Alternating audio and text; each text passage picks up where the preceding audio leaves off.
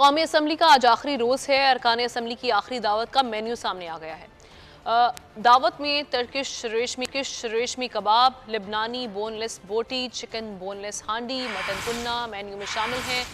3 तरह के सैलड, नान की मुख्तलिफ इकसाम और कैरमल फ्रेंच का भी मौजूद होगा।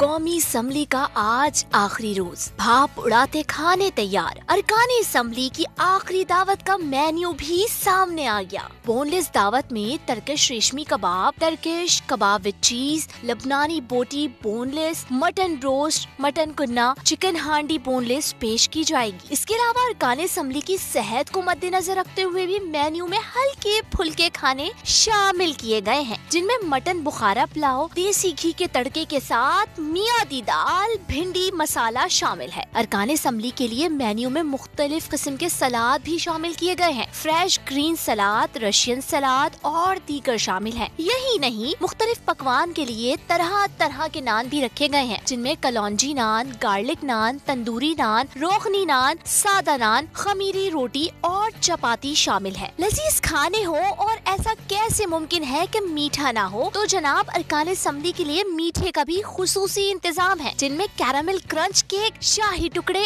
और फ्रूट ट्रफल इत्तेहादियों को खूब महसूस करेंगे।